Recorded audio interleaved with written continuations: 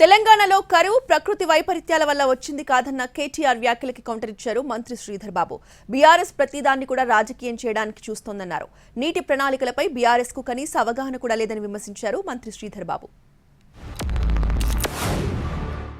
సాగునీరు అందక ఒకవైపు రైతులు సతమతమవుతున్నారు, తాగునీరు అందక ఒకవైపు ప్రజలు ఇబ్బందులు పడతా ఉన్నారు. 100% మళ్ళీ చెప్తా ఉన్నా, నొక్కి వక్కానిస్తా ఉన్నా. ఇది ప్రకృతి కరుణించకపోవడం వల్ల వచ్చిన నీటి కొరత కాదు. ఇది ముమ్మాటికి వైఫల్యాల కాంగ్రెస్ సృష్టించిన కృత్రిమ కొరత. పోయిన వర్షాకాలంలో సాధారణ వర్షపాతం కంటే 14% అధికంగా వర్షాలు కురిసినాయి. ఇది నా లెక్క కాదు, IMD లెక్క. మీరు కావాలంటే రిపోర్ట్లు మీ అందరి దగ్గర ఉంటాయి.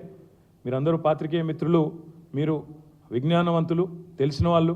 దయచేసి పోయిన సంవత్సరం సాధారణ వర్షపాతం కంటే 14% వర్షం IMD లెక్క ప్రకారమే అధికంగా కురిసిన మాట వాస్తవమా కాదా ధృవీకరించుకోవాలని చెప్పి కూడా నా విజ్ఞప్తి. 2023 జూలై, ఆగస్టు, సెప్టెంబర్లో పడాల్సిన వర్షాలు పడలేదు. అరే ఎవరి ప్రభుత్వం ఉందే అప్పుడు? ప్రభుత్వం ఎవరిది?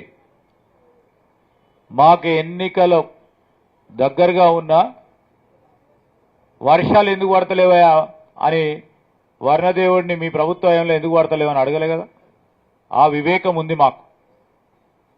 ప్రకృతి వైపరీత్యం వచ్చినప్పుడు రిజర్వాయర్లో నీటి మట్ట కిందికి పోవటానికి కారణము వర్షాభావం అని ఆలోచన పరుడికి ఎవరికైనా అర్థమవుతుంది. అయినా కానీ ఆగస్టులో వర్షం పడకుంటే మేమున్నది మార్చి నుంచి ఇప్పుడు ఏప్రిల్కి వస్తే కాంగ్రెస్ ప్రభుత్వ పాలనలో అని మాట్లాడుతూ ఉన్నారు.